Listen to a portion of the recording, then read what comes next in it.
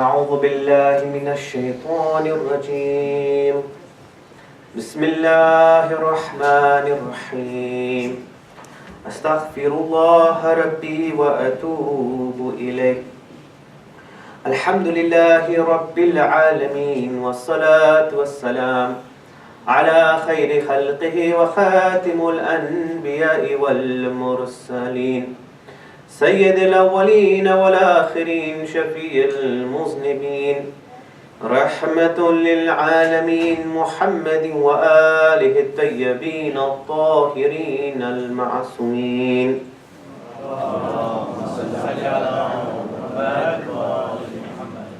لا حول ولا قوة إلا بالله العلي العظيم. Assalamu alaikum, my dear brothers and sisters.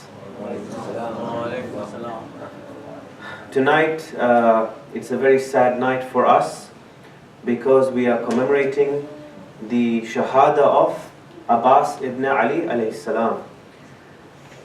Whenever we are focusing on such a personality, the first question which comes, at least to my mind, is Hazrat Abbas alayhi salam reflected the personality of his father Ali ibn Abi Talib alayhi salam. Abbas was gallant, he was courageous, he was a warrior like his father Imam Ali alayhi salam. You all know that when Hazrat Abbas was not too old and he rode into the battle of Siffin with a mask, people thought from the distance and from the actions and the swordery of Hazrat Abbas alayhi salam that this was Imam Ali alayhi salam. They would dare not go near Hazrat Abbas alayhi salam. So even after the death of Imam Ali alayhi salam, Abbas carried these traits which when people looked at him, it reminded them of Ali. And I say this both in terms of the Shia or those who followed Ali ibn Abi Talib alayhi salam, but also the enemies of Ali, even those on the side of Muawiyah. That means people, when they saw Abbas, they saw how could such a person resemble in bravery and in character his father. I want to answer this question tonight. What was the relationship between Imam Ali alayhi salam and Hazrat Abbas alayhi salam? What kind of teachings existed in that household that enabled a son to gain these qualities from a father? As I said yesterday, just because I may have children or you may have children doesn't mean that they will follow in the father's and mother's footsteps. I don't think that is a guarantee. And indeed it is proven in the Quran, as I have said, Prophet Nuh's son did not follow him into the ark and was not saved. Prophet Ya'qub's sons, most of them were jealous of Yusuf alayhi salam. So if you look at Karbala, there is one very interesting incident before Hazrat Abbas alayhi salam goes to the battlefield. Is that Hazrat Abbas and Imam Hussein are in the front lines of the tents. Now, as I've said before, if you have gone to Iraq and a tour guide has taken you and you've seen the way the tents were structured, Imam Hussein and Hazrat Abbas alayhi salam were at the front tent. In the middle was Bibi Zainab nursing Imam Sajjad alayhi salam, and right at the back were the children's tent. So Hazrat Abbas is telling Imam Hussein, "Oh my brother, I wish to defend your honor." But as he's saying this, both men are hearing the deafening cries of the children. Al-Atash, Al-Atash, Al-Atash. It is getting louder and louder and louder. The children cannot bear remaining inside the tent in the heat with no water. And Hussein, Abbas's brother, is reluctant to give permission to Abbas to fight.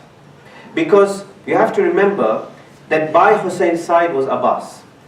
And in fact that reflected their whole life, because wherever Imam Hussein went, Hazrat Abbas alayhi salam went. That was like the relationship between Rasulullah and Ali ibn Talib alayhi salam.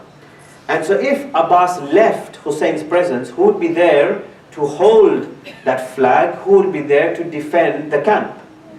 But when the cries get louder and louder, finally Imam Hussein al-Islam says, "Oh my brother Abbas, I give you one permission only, and that is the permission to go to the river Furat to obtain water for the children."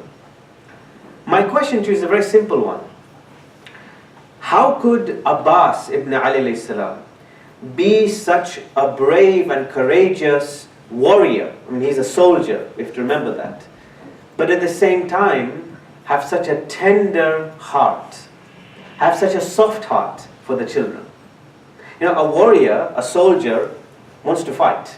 He's trained in fighting. He wants to go and fight for his or his cause, or avenge the death of the family. This is ingrained in those who want to fight. They're trained in that. But how did Abbas ibn Ali alayhi salam have such a balance? Because in his previous years, his relationship with Sakina bint Hussein alayhi salam is very beautiful. Because Abbas would do everything for Bibi Sakina. Sakina asked anything, Abbas was there. Sakina would visit Hazrat Abbas alayhi salam. So you're talking about an uncle and niece relationship. And even during the episode of Karbala, Abbas is not simply worried about who is going to fight, who is going to kill, whose head is going to chop off, all misconceptions. He always is communicating with the children. Sakina is going to Abbas, "Oh my uncle Abbas, please, just as in my life, you have already fulfilled things for me. Please fulfill one request for me. Please give me and my brother Ali Asghar water. Please give the crying children water, for they are rolling around in the tents. They are rolling around on the water skins, trying to lick the water skins, trying to find anything that would quench their thirst." Is it normal for a warrior who is worried about killing to have such a soft and tender heart? One of Abbas's titles is Abul Fadl, the father of merit or virtue, or you can translate it as the father of grace. That means anybody that went to Abbas would not be refused. And if you look at the way the Ahlul Bayt alayhimus salam have been brought up, you find that they have a balance between that physical bravery and showing the force when necessary in the battlefield, but at the same time having the ability to be soft-hearted, having the ability to visit poor people, having the ability to teach, to be wise, that when somebody would insult them, they would not get angry. A person in a position of power or authority, whether a soldier or whether any person, it is very easy for them to become power hungry. It is very easy for them to say, "I want to be in the position of authority and force." But you do not find that in Abbas. You do not find that in Imam Hussein alayhi salam. For on the night of Ashura, he still gives people a chance and says, "As I blow out this candle, you may leave the tent so that I do not see or recognize your face." Tell me, which warrior in history doesn't want to fight?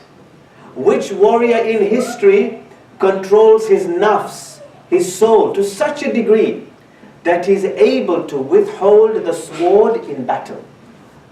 This, I argue, is represented by Abbas ibn Ali alayhi salam. Salawat.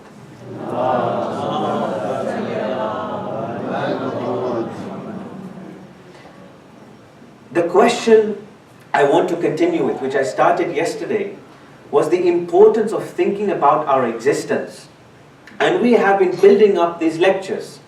We have discussed how important the Quran is in Karbala, teaching us concepts of niyyah, intention, kufr, disbelief. And yesterday and day before we talked about Siratul Mustaqim. What is the straight path?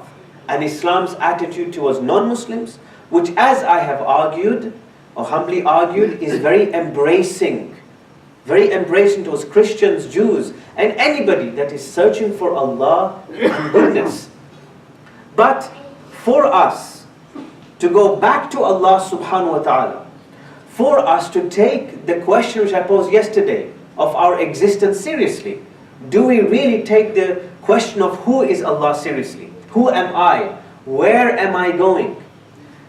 The most important tool we need to answer that question is there in the Quran and in Islamic tradition. That is known as an-nafs, the soul. Anybody want to have a go? Leave it open to adults as well. Could anybody define to me what do you define as nafs? How do you generally understand it in a sentence?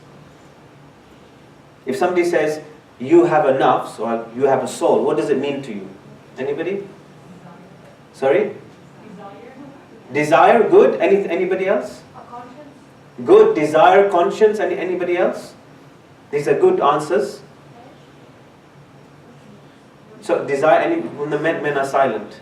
So women are more intelligent. Soul. Yes. Soul, yes. Desire, conscience, soul. Anything else coming to your mind? Self-identity.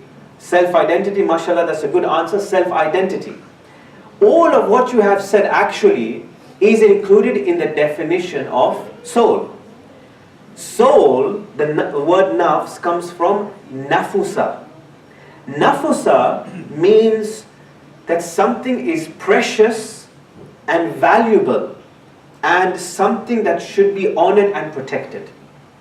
In a hadith by Ali ibn Abi Talib alayhi salam, he says that the soul is like a precious jewel. We are created with jewels inside. The soul is like a precious jewel. Whoever protects it, honors it. And whoever ignores what is inside, he or she humiliates it.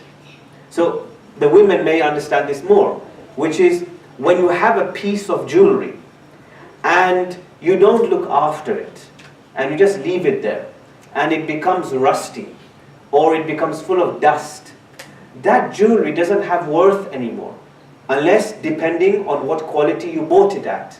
In the same way, when we have the soul, it's like a piece of jewelry. It is actually there to be worn. The soul is there to be worn. If my soul is good, then you would see it in me. If I'm wearing a beautiful necklace, right? Male necklace, all right? Chain, whatever, or wrist, whatever, you would see that this is very beautiful on me. In the same way that my soul, if my soul is good, and I have looked after it, and I have polished it, you would see that my soul is shining and radiant.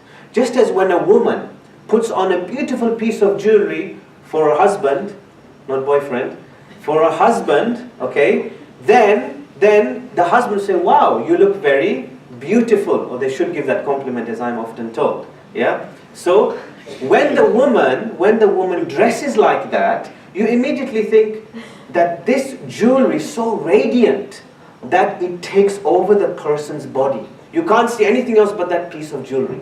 It's exactly the same thing with the soul. All of us, and even I'm talking about non-Muslims, doesn't matter. Everyone has been created with this piece of jewelry inside. But it is up to us to honor it and polish it. When you go to the life of the Ahlul Bayt alayhi salam, and I've already described to you how Hazrat Abbas alayhi salam balanced his physical bravery with his soft-heartedness. If you look at the biographies given by non-Muslims of, let's say, Imam alayhi salam, you'd be absolutely surprised that all of them, without fail, talk about how they had beautiful souls, either by calling them saints or wise, but at the same time having other features. Let me give you an example. Edward Gibbon, who is considered to be the greatest British historian, and you'll find these quotes on the internet, but we should understand them in a particular way. Edward Gibbon said the following: the zeal and virtue of Ali, so he's talking about the passion and virtue of Ali, were never outstripped by any recent proselyte. He united the qualifications of a poet, a soldier, and a saint. So Imam was a poet, he was a soldier, and he was a saint. This is very difficult to combine. His wisdom still breathes in a collection of moral and religious sayings.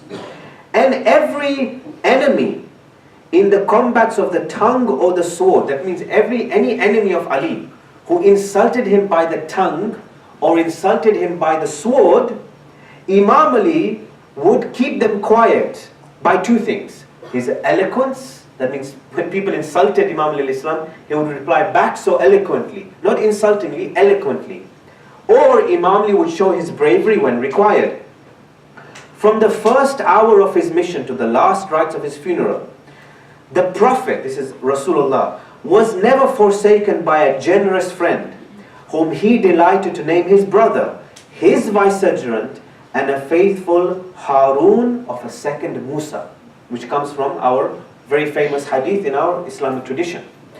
So if you look at the personality of Imam Ali salam, he was able to have such balance in his soul, which I'm going to explain, in his desires, in his conscience, in his wants, that he was able to teach his children, like Abbas, how to be balanced on the battlefield and off the battlefield. Salawat.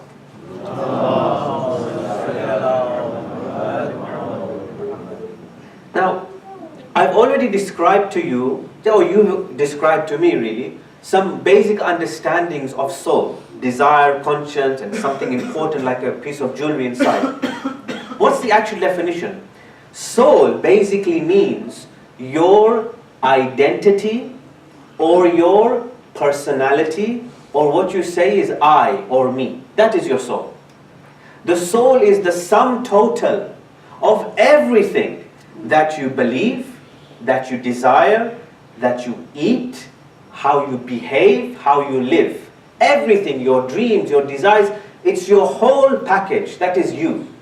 And you or me will go back to Allah subhanahu wa ta'ala in the way we have developed our personality. And no soul is exactly the same. We are all created with a soul. We are all created with various desires, intellectual, animalistic, and others. But what we make of them is up to us. And the Quran beautifully explains to us why we should take the question of understanding our soul seriously. We say, Bismillahir Rahmanir Rahim, wa nafsin wa ma sawaha, falhamaha fujuraha wa taqwaha, kad aflaha man zakkaha, wa kad khaba man dasaha. Surah Al-Shams, which we recite in the Eidain prayer. Allah subhanahu wa ta'ala says, by the soul and He who fashioned it. Allah fashioned the soul of ours and inspired it with the ability to think about what is right and wrong. He who purifies it is going to be successful, and he or she who betrays it will not be successful. If we want to take the question of who am I seriously, the first thing we have to do is take our personality seriously. What has happened since my birth till now? How did my parents bring me up? How did I live as a child? What happened to me as a teenager? When I grew up, what did I like? What did I begin to dislike? Who did I marry? Why did I marry him or her? What degree did I choose? Now, when I've reflected on these questions, this is the conclusion that I've come to. It's always a long process. I'm always thankful to Allah that yes, I'm a Muslim, that I have parents, I have brother, sister, whatever. But if I look at my life, certain choices were made, big decisions were made. And when you learn from those decisions, you perhaps would make decisions differently. So for example, whereas my dear father and mother focused on sending me, let's say, to the best private school or best school and best university, which I have the same desire for. And they did their best with the community and madrasa. Now, when I look back at my life, I'm questioning, did I receive good education? How did that affect my soul? How am I going to teach my daughter? Did I really receive good education in university? When I went to the Catholic school, which is a good school, and I learned the prayer, was it forgive our trespasses as those who don't trespass against us. Deliver us from evil, die in the kingdom. I still remember it. Okay? So when I went to that school, I would ask, why didn't I have the courage to say, can I do Sutul Fatiha in assembly? I never did that. Because at that time the culture was, from the elders, don't show your faith that much. Now we live in a different time. But when I was growing up, it was very much, keep your faith private. Pray at home, don't pray at school. Okay, eat vegetarian, don't demand halal things. It was a very different attitude. And now, 30, 40 years later, it's a very different attitude. And I would tell the opposite and probably cause trouble in the school as a father. I'm being honest with you. Because I understand that my religion is not something private. So the way we are shaped, then later on shapes us. What about our culture? For example, the way I used to commemorate Muharram is very different now.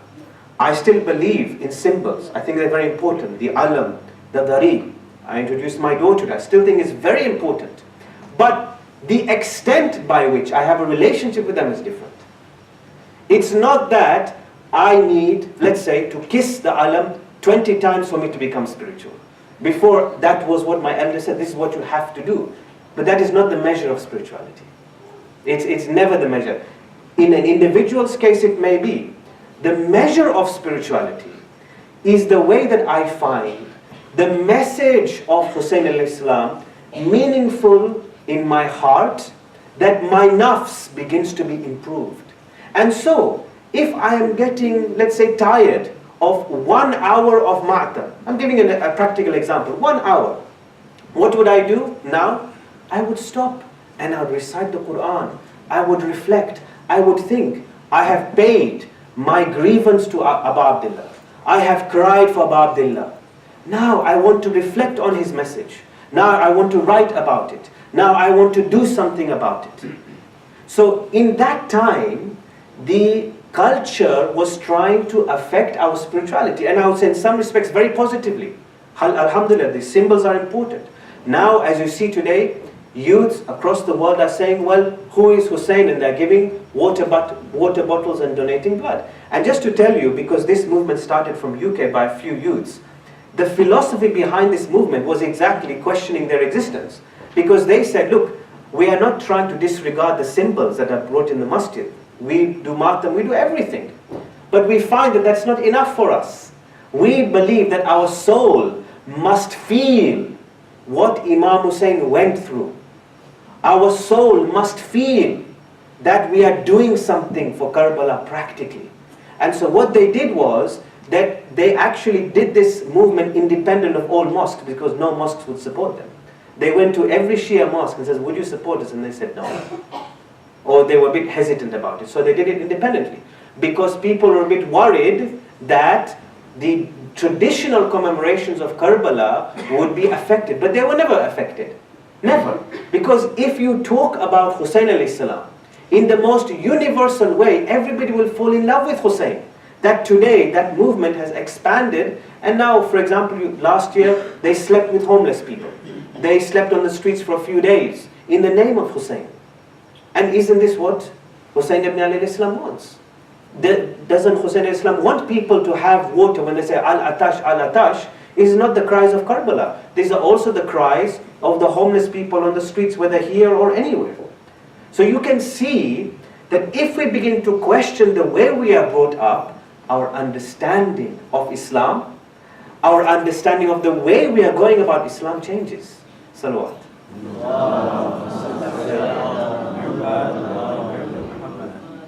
If we begin to question like this, what are we uncovering in us? Our soul is not just something still. Imam Ali alayhi salam says that Allah subhanahu wa ta'ala created human beings in the following way. وَيُثِيرُوا لَهُمْ دَفَائِنَ الْعُقُولِ. That in us is a soul. And if we understand it, then buried treasures or buried intellects would be unveiled for us. That is the meaning of this line in Sermon 1 of Nahjul Balagha. Our soul contains buried treasures. What do buried treasures mean? It means we have the ability to not only transform ourselves, but transform society. You look at the reformers after Ahlul Bayt and after prophets. If you look between 10th to 13th century, how many Muslim scholars do you find? Many.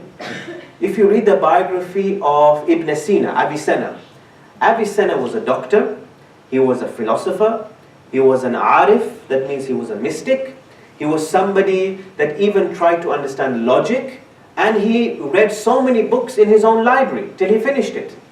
Khaja Nasruddin Tusi was an astronomer, a mathematician, a philosopher, a theologian. How did one person get different traits? How did somebody like Gandhi, who was previously a lawyer, become a revolutionary? How did Ayatollah Khomeini, rahmatullahi alayhi, become a revolutionary from being a talibul ilm? It means every one of us has the ability to impact ourselves, our family, and our surroundings. We do not have to be content with what we are given. We can always say that, could I have been brought up differently? What would my thinking be now? If I start to read more, what would happen to me? When I was doing my Farsi course in the Hawza in Mashhad, in my class, there was an older student of about 45 years of age. 45 years of age, or even 50, and he came to the class to learn. When I was doing my legal practice course in Birmingham, we had one mature student and she was above 50. And she came and sat with us. We were all in our 20s. But she came and we were all thinking, why are you beginning to learn in this way? Because she did not want a life that was still. And as Muslims, we don't want a life that is still. We don't want a message of Karbala that is still. Salawat.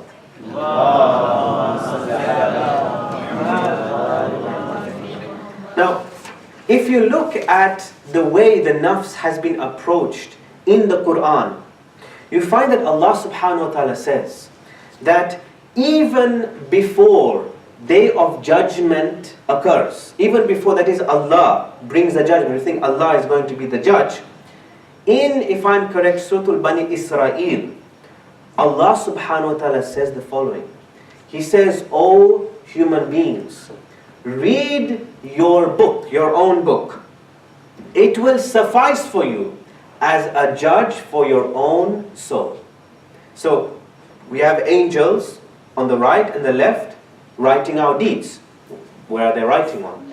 Hopefully they're not writing on anything, because I don't want to know my bad deeds, but they're writing on something, metaphorically. That means as we die, and once we pass away, we will already have a record or a book that will speak to us. Sometimes in the Quran, Allah says, it's not just a book speaking to us. Our hands will speak to us. What did you do with those hands?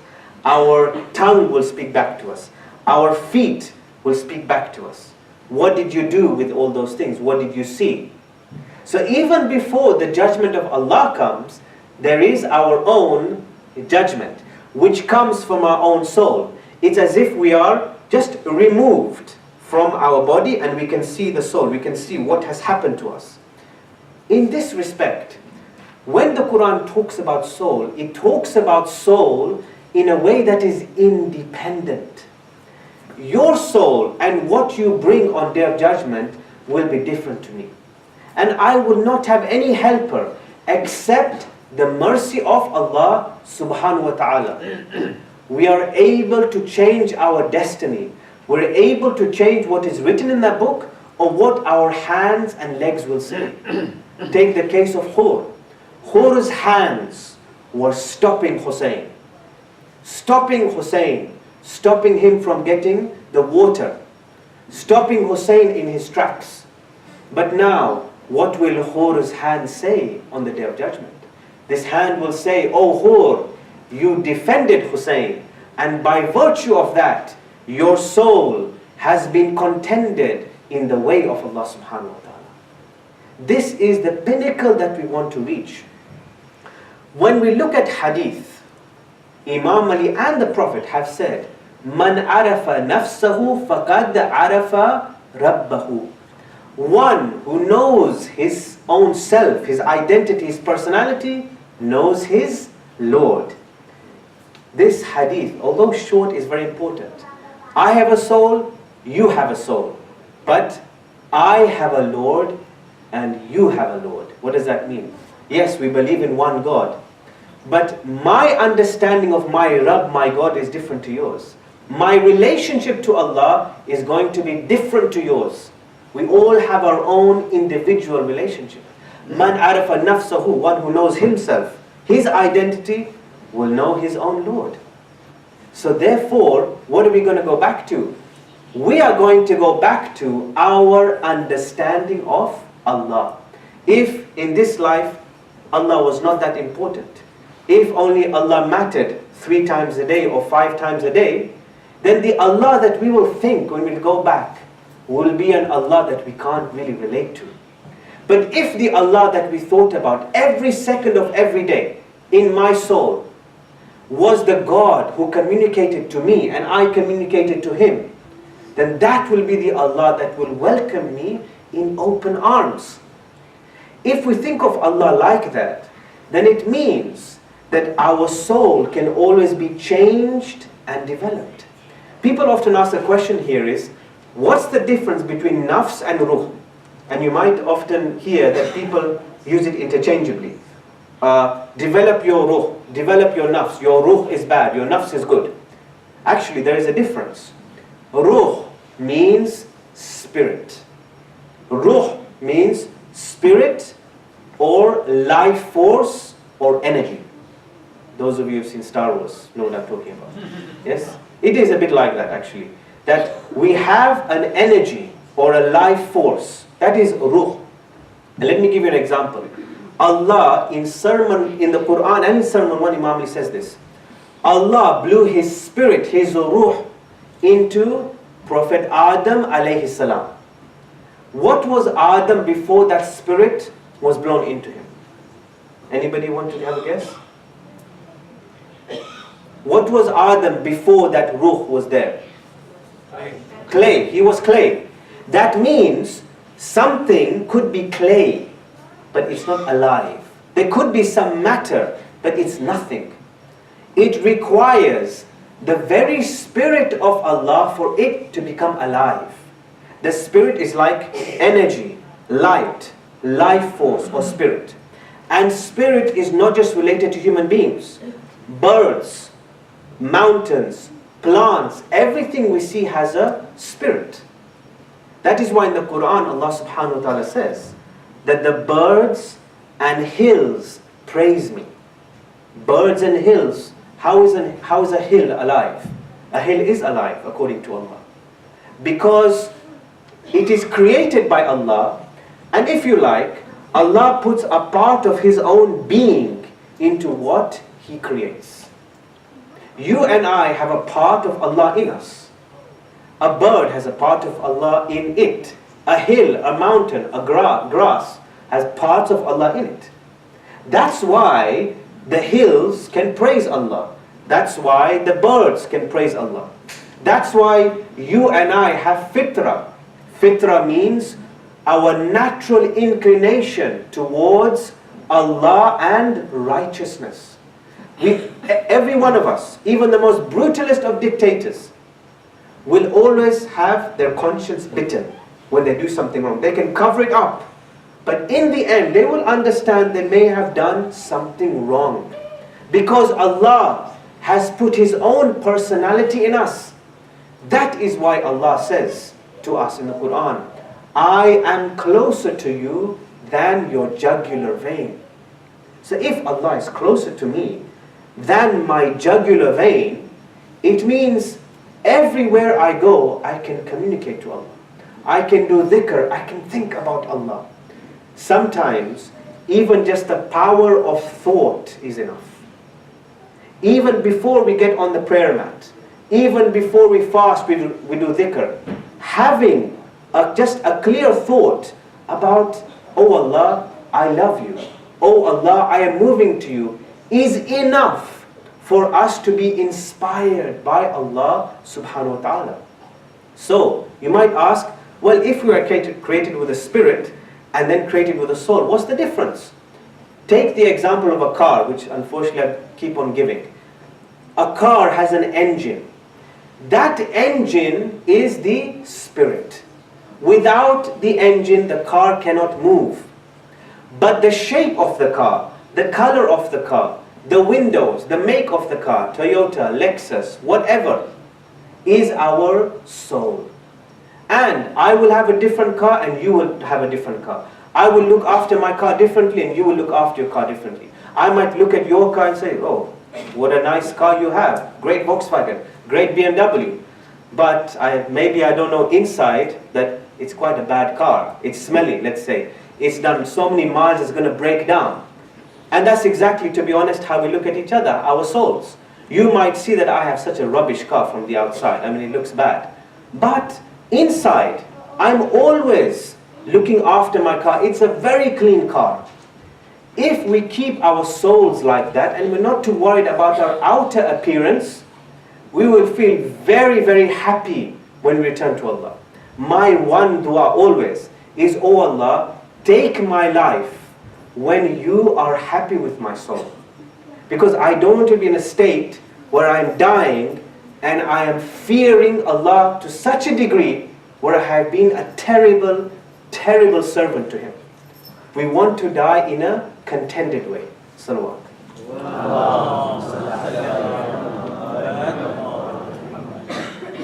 There are in fact a few examples I'll give you from Imam Ali's life, which will just illustrate to you how Imam Ali and Hazrat Abbas alayhi salam were able to get the balance right of curtailing the desires and looking after what was inside.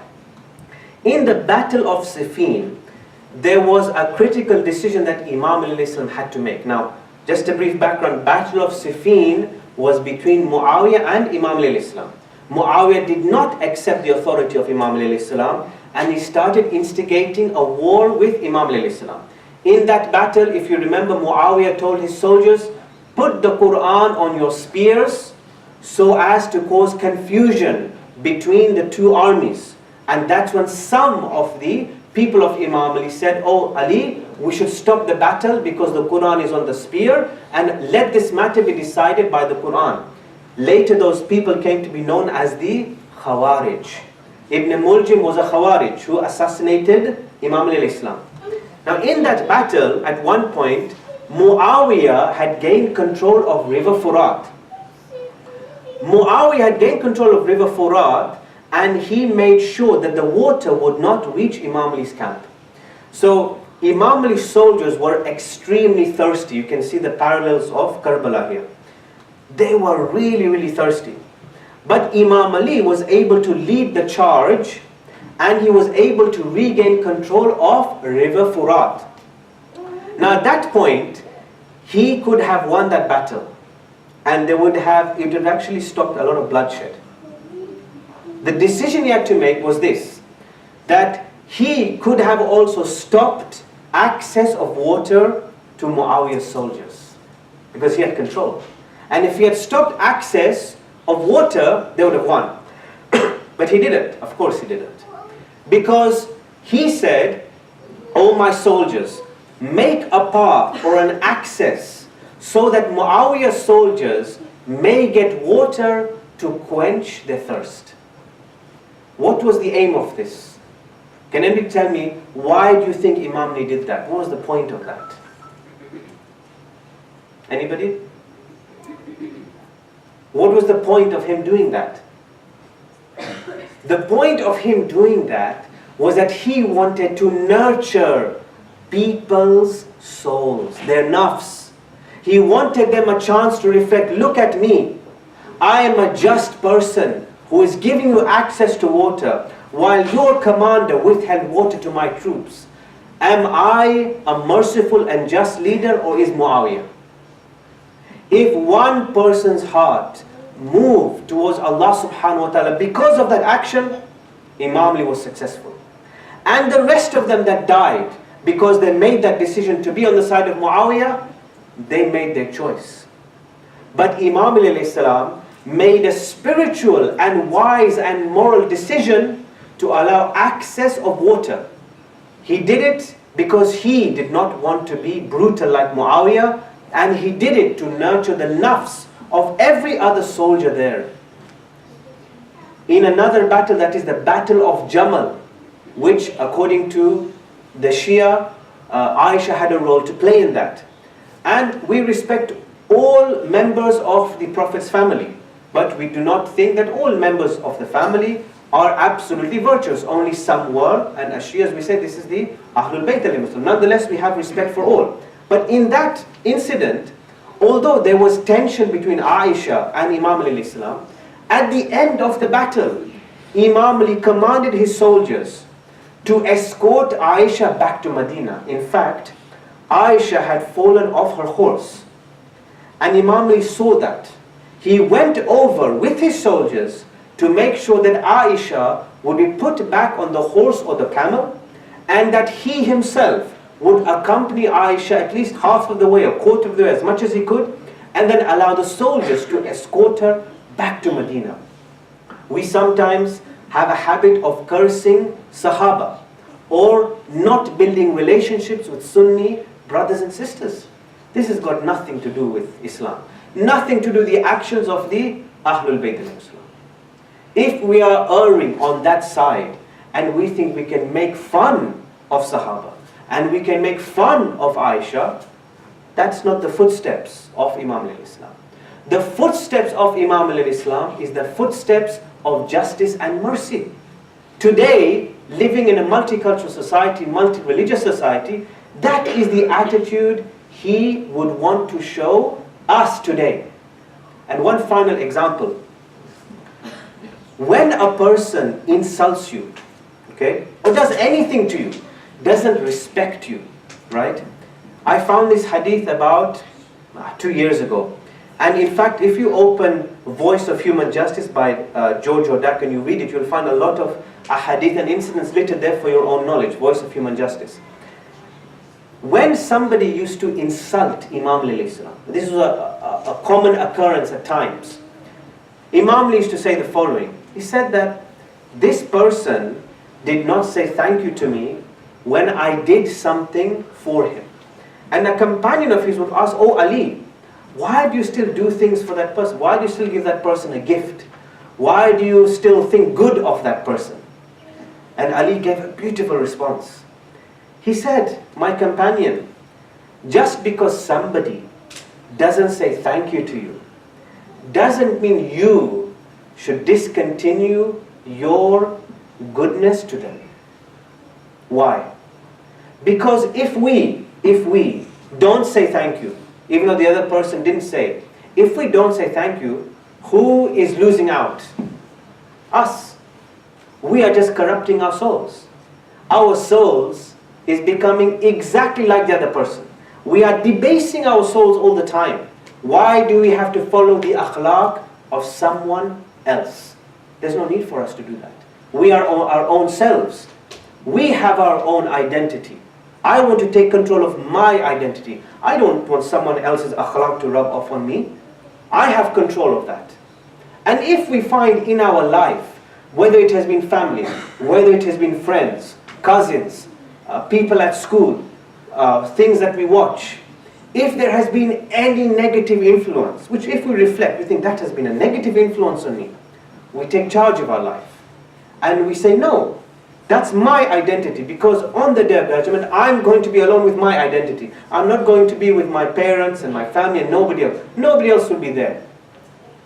The message of Abbas ibn Ali salam is the message of controlling and nurturing the nafs or one's identity. To be soft-hearted to people, tender-hearted, yet in a position of authority is difficult. And I've seen it, where people do not be soft-hearted and at the same time want power. Why? What is the point of all of this? The point is a very simple one, which is, if we're going to go back to Allah subhanahu wa ta'ala, what are we going to call out? You tell me. We will call out, Ya Wali, O guardian, Ya Dhal Jalali wal Ikram.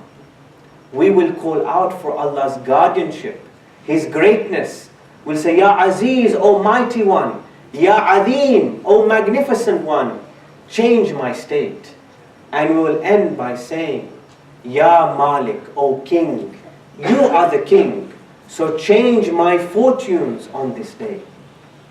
On the day of Ashura, Hazrat Abbas alayhi salam was in the front line with Hussein ibn alayhi salam.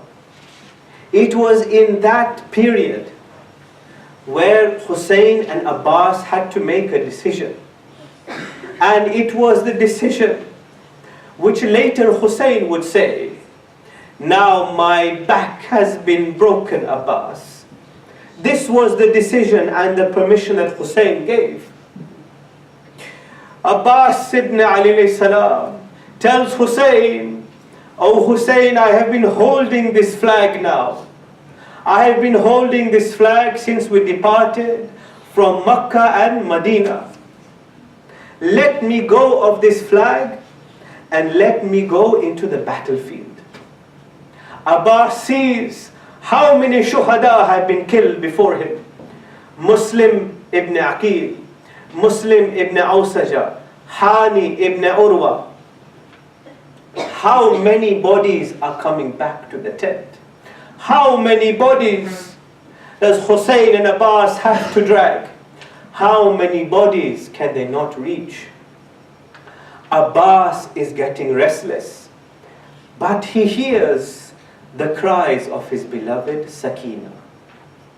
Sakina cries out again, "Oh Uncle Abbas, oh Uncle Abbas, Al-Atash, Al-Atash, Al-Atash.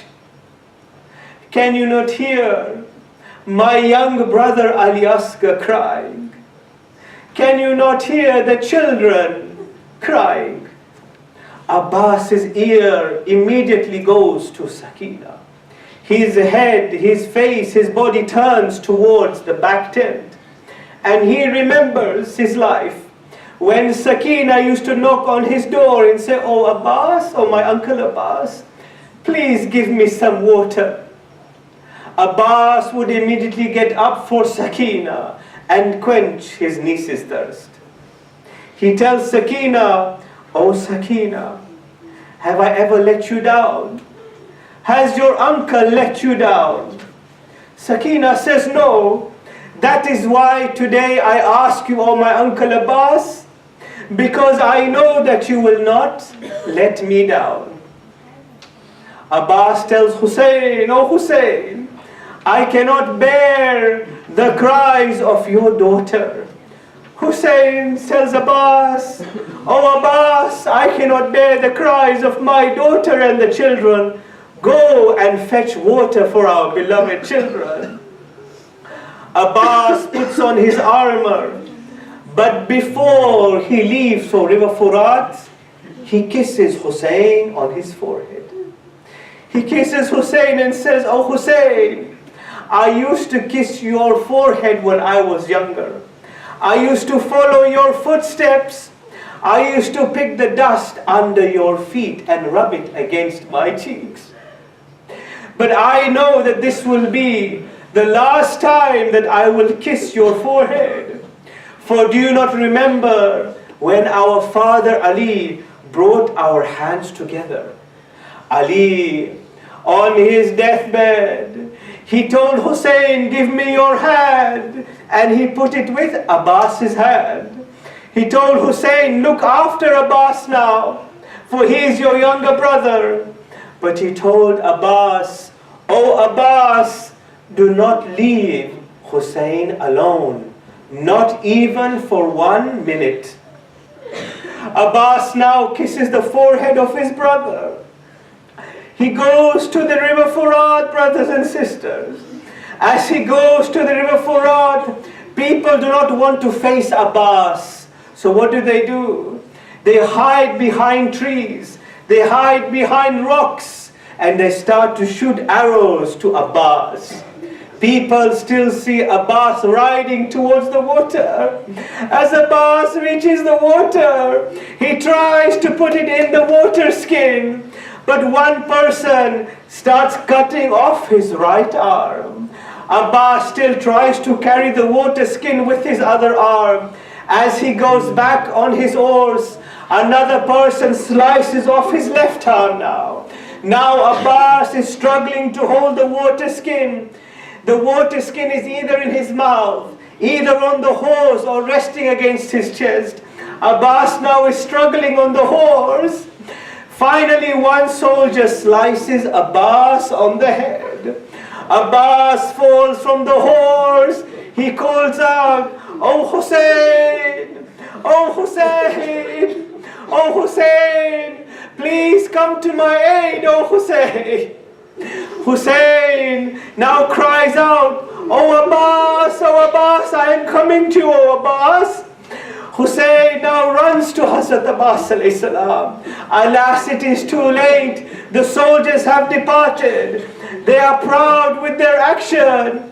Hussein looks at Abbas and he says, "Oh Abbas, your hands have been cut. I cannot pick up your body, Abbas. I have dragged everybody back to the tent, but I cannot drag your body, Abbas. Oh Abbas, you are a courageous warrior. You used to help me pick up the bodies. Tell me who will pick up your body." Hussein looks at Abbas and he says, "My back has been broken. My hopes have been cut, Abbas. Who will hold my flag? Who will be there in the front line? Who will defend the children when they come to attack Zainab and Sajjad? Who will protect the tent of Zainab? Who will protect the tent of Imam Sajjad alayhi salam?" Now as Hussein is looking at Abbas, Abbas looks up at Hussein. Abbas tells Hussein, "My brother, now I'm asking you for one request. Oh Hussein, leave me here on the plains of Karbala." Hussein tells Abbas, "How can I leave my dying brother on the plains of Karbala? What would our father Ali would say? Ali, put our hands together. Now you want me to separate our hands? I cannot do so, Abbas." Abbas tells Hussein, "No, Hussein, you must grant me my request." Hussein says, "Why should I leave you on the plains of Karbala?" Abbas tells Hussein, "Because your beloved daughter asked me for water, and I could not go back to the tent and give her water. Oh Hussein, I feel embarrassed going back to the tent. Oh Hussein, this water skin has fallen down and the children are crying." The children were telling me, Uncle Abbas, we are waiting for you." Hussein starts crying, says, "Oh Abbas, you are breaking my heart." Then Abbas tells one more thing to Hussein. Abbas tells Hussein, Oh Hussein, I know that when your head is severed, there will be nobody to bathe your head and caress your head. Today, you are caressing my head. You are wiping my wounds. Oh brother Hussein, I cannot wipe your wounds because your head will be severed from your body. Abbas, oh Abbas, Hussein says, "Do not say this to me, for we will return to Allah subhanahu wa ta'ala." Hussein tries his best to bring back the body back to the tents. As he returns back to the tent, Sakina gets up and sees her father. Says, oh Abu, have you brought Abbas? Where is my uncle Abbas?" Sakina rushes to Hussein. She looks left, she looks right, she looks in front, she does not see Abbas. Hussein embraces Sakina, says, "Oh Sakina, your Abbas, his arms have been cut. The water skin is on the plains of Karbala." Sakina starts crying. "Oh my father, I remember when Abbas used to quench my thirst. Oh my father, what shall we do?" When Zainab sees that there is no Abbas, she comes out of the tent. She says, "My brother Hussein, have you brought back Abbas? We are waiting for our beloved Abbas." Zainab tells Hussein, "Oh Hussein,